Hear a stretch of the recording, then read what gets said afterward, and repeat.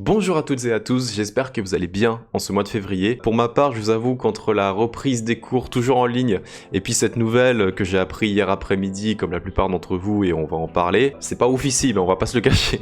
On va directement rentrer dans le vif du sujet, je vais vous parler justement de la fin des Daft Punk et c'est tout récent, c'est arrivé il y a à peine quelques heures depuis le moment où je fais ce tournage. Et quand j'ai appris cette nouvelle, je vous assure que j'étais pas très bien en vrai. Ça m'a quand même fait un petit picotement au cœur quoi. Alors comment est-ce que cette nouvelle est arrivée? Eh bien ils ont posté sur leur chaîne YouTube une vidéo intitulée Épilogue, qui en dit long, et ça a été confirmé par la suite par leur agent de publicité Catherine Frazier, comme quoi c'était vraiment la fin de l'aventure Daft Punk. Bien qu'elle ne soit pas rentrée dans les détails, on connaît pas très bien encore les circonstances de pourquoi ce groupe est terminé. Et même ça m'étonnerait, peut-être qu'il y en a parmi vous qui connaissent pas du tout les Daft Punk, qui n'en ont jamais entendu parler, donc je vais juste vous résumer brièvement qui c'était. Déjà sachez que quand on est fan de musique électronique, on ne peut pas ne pas connaître les Daft Punk, c'est impossible. Ils ont tellement apporté à la musique électronique, mais c'est un truc de taré à part ça, je sais pas si vous vous en rendez compte, ils ont une énorme influence à travers le monde entier, genre on parle vraiment d'un phénomène mondial des années 90 jusqu'à très récemment. Le groupe est composé de deux artistes français, à savoir Thomas Bangalter qui est né en 1975 et Guy Manuel de Au-Même Christo qu'on appelait plus particulièrement Guy Man, qui est né quant à lui une année plus tôt, à savoir en 1974. D'ailleurs si vous voulez la petite anecdote, et ça je l'ai appris en me renseignant, c'est le petit-fils de Francesco Manuel Au-Même Christo qui était un politique proche de Mussolini.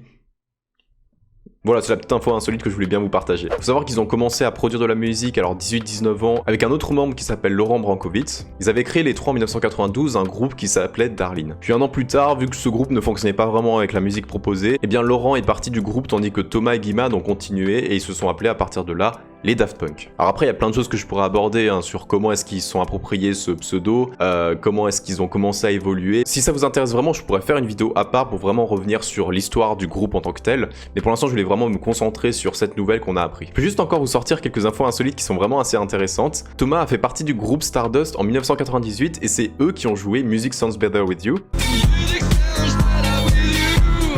Et donc Thomas, des Daft Punk, a composé cette musique en partie. Et ça c'est le truc qu'on pourrait pas forcément penser. Je trouve ça dingue. Quant à Guy Man, il faut savoir que c'était le producteur de Nightcall. La musique a été composée par Kavinsky qui a été aussi un succès mondial.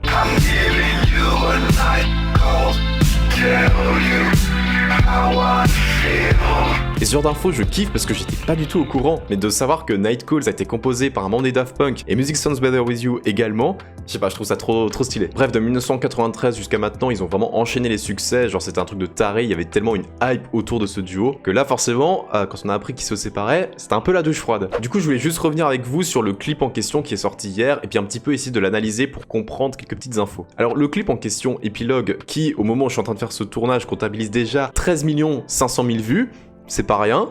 La scène que l'on observe est une reprise de leur film Electroma qui est sorti en 2006, qui a été créé par le groupe lui-même. Et cette scène du film est également une reprise du film Jerry qui est sorti dans les années 2000. Et dans cette scène justement on voit le duo en train de marcher et Thomas, le plus grand des deux, commence à avoir de plus en plus de peine à avancer au même rythme que son ami. Et au bout d'un moment Thomas s'arrête et c'est à ce moment-là que Guy Man se retourne pour voir qu'est-ce qui se passe. Alors il ne demande pas explicitement parce que comme on le sait les Daft Punk étaient très silencieux.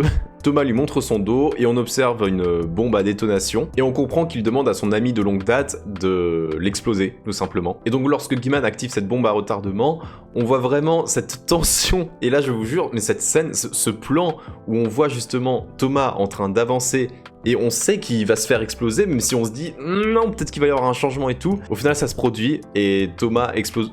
Alors, pas vraiment, parce qu'il est encore vivant, je vous rassure, il n'a pas vraiment explosé. Et je trouve cette explosion extrêmement symbolique. Et qu'est-ce que ça signifie? On peut imaginer qu'il demande à son ami d'exploser le personnage qu'il était, souhaite arrêter sa carrière. Et le fait qu'il demande à son ami de se faire exploser, il y a un petit peu cette logique où on ne saura jamais à quoi il ressemble, même si vous pouvez évidemment retrouver des vidéos d'eux quand c'était jeune, que c'était pas encore masqué. En explosant, on ne sait même pas à quoi il ressemble jusqu'au dernier moment, et à ce côté où il disparaît totalement. Puis depuis tout à l'heure je dis une explosion, mais c'est plutôt une implosion, puisqu'en fait il explose de l'intérieur, donc on pourrait peut-être aussi lier ça à une pression, peut-être de la part des paparazzi, des maisons de disques, je sais pas. Et là où c'est perturbant, c'est qu'après que son ami a explosé, Guy-Man continue à avancer jusqu'à la fin, on le voit continuer à marcher vers l'horizon. Peut-être comme si ce dernier souhaitait continuer sa carrière musicale, on sait pas vraiment. Et concernant la musique de fin, c'est leur musique Touch qu'ils ont réalisé avec Paul Williams, et c'est là où on a justement l'extrait où on entend les paroles, alors attention pour l'accent, If love is the answer, you're home. Qu'on peut traduire par si l'amour est la réponse, alors tu es à la maison. Alors je pense que le choix des paroles n'est pas anodin, ça signifie peut-être que maintenant que Thomas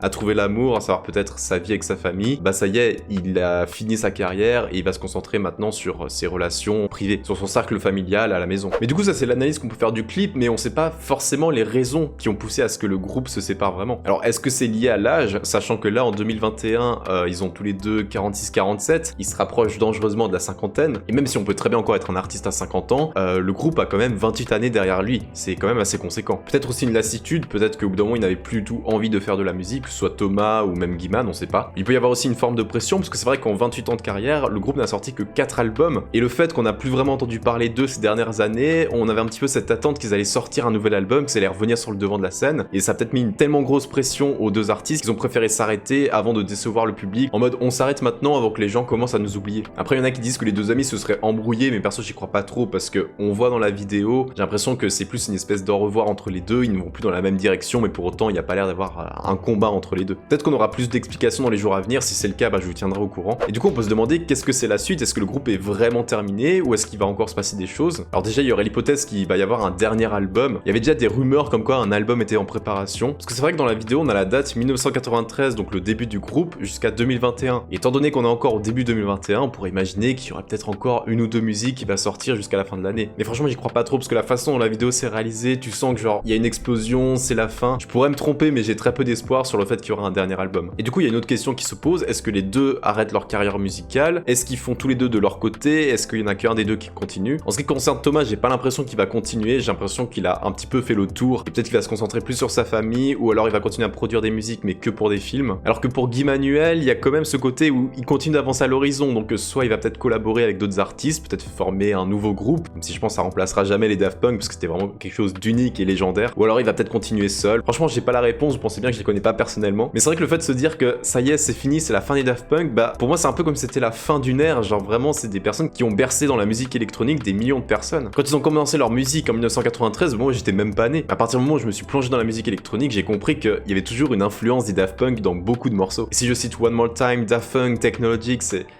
des titres emblématiques. Du coup, pour conclure cette vidéo, je voulais juste apporter mon point de vue personnel. Bien évidemment, je suis triste d'apprendre cette nouvelle, comme beaucoup de personnes, mais je préfère me concentrer sur les musiques qu'ils ont apportées et sur tout ce qu'ils ont pu contribuer pour la musique électro. Ils ont apporté énormément et je pense pour ça, on peut vraiment les remercier. Même si on n'est pas forcément fan de la musique électronique, ils ont vraiment une influence à travers le monde et je pense que, même si le groupe est terminé, leur musique, je pense qu'elles vont rester encore bien longtemps dans les esprits. Et moi, ça m'étonnerait pas que dans 3-4 ans, quand je décide de faire des sets DJ, bah, que je place un petit morceau de Daft Punk parce que il y a toujours ce côté nostalgique quoi. Et du coup Guy Manuel et Thomas, je tenais vraiment à vous remercier, j'imagine que vous verrez pas forcément cette vidéo, mais juste merci beaucoup, parce que même si j'ai pas pu vous connaître à vos débuts, j'ai pu comprendre ce que vous avez apporté à l'industrie, et vos musiques sont tellement emblématiques, vous avez réussi à créer des choses, je trouve ça incroyable, vraiment j'ai énormément de respect pour ces deux artistes. Voilà, j'ai à peu près fait le tour, n'hésitez pas à me dire ce que vous en pensez dans les commentaires de cette décision, si cette nouvelle vous fait de la peine, ou alors ça vous soulage parce que vous sentiez que le groupe commençait à s'essouffler, et je suis conscient que ça va peut-être pas forcément intéresser tout le monde, parce qu'on est peut-être pas forcément fan des Daft Punk, mais en tout cas pour les personnes qui étaient un minimum curieuses de savoir qu'est-ce qui se passait, j'espère que ça aura pu vous éclairer un tout petit peu. Bref, les Daft Punk c'est fini, il n'y aura pas de One More Time Around the World comme disent les gens. Encore une fois, un gros remerciement à ce duo légendaire, vraiment.